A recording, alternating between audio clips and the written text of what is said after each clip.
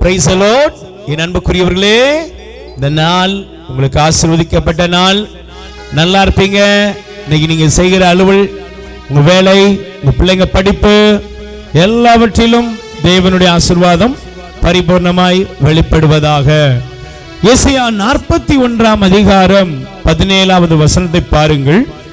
ஆண்டவராகிய நான் அவர்களுக்கு பதிலளிப்பேன், இஸ்ரவேலின் கடவுளாகிய நான் அவர்களை கைவிட மாட்டேன். எனக்கு பிரியமானவர்களே, தேவன் உங்களை கைவிடவே மாட்டார். ஆண்டவர் உங்களை ஒரு நாளும் ஒருபோதும் எந்த இடத்திலையும் கைவிட மாட்டார் என்பதில் இன்னைக்கு நீங்க உறுதியா அறிக்கையிடுங்க. நிச்சயமாக ஆண்டவர் நம்மை ஒருபோதும் ஒரு நாளும் கைவிட மாட்டார் என்பதுதான் நம்ம இருதயத்துல எப்போதும் சொல்லிக் கொண்டிருக்கிற ஒரு விசுவாச அறிக்கை. இன்னைக்கு அநேக நேரங்கள்ல என் மகன் என்னை கைவிட மாட்டான், என் பிள்ளைங்க என்னை நல்லா பார்த்துக்கிடுவாங்க அப்படிலாம் சொன்னவங்க இருக்காங்க பார்த்தீங்களா. அவங்கெல்லாம் அழுது புலம்போதை நான் பார்க்குறேன்.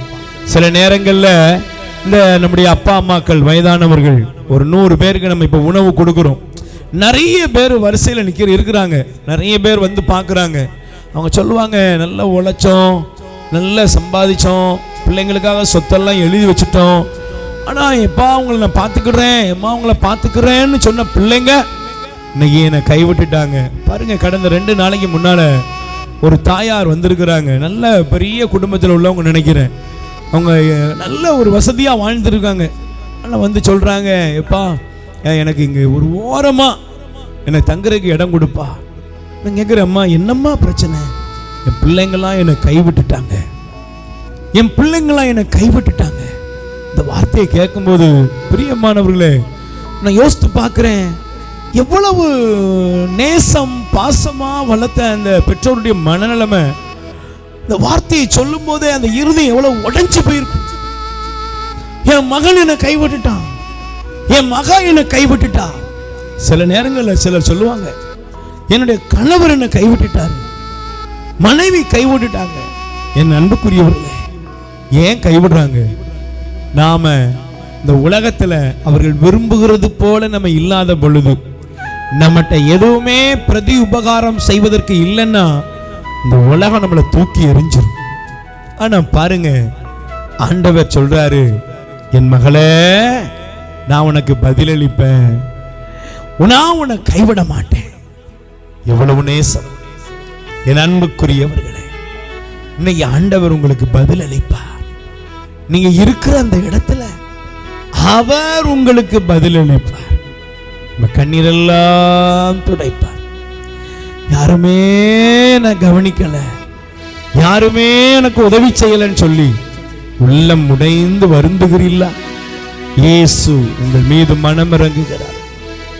மன துருக்கம் உங்களுக்கு அற்புதத்தை கொண்டு வருகிறது. எனக்கு பிரியமானவர்களே, இன்னைக்கு ஆண்டவர் உங்களுக்கு அதிசயம் செய்வார்.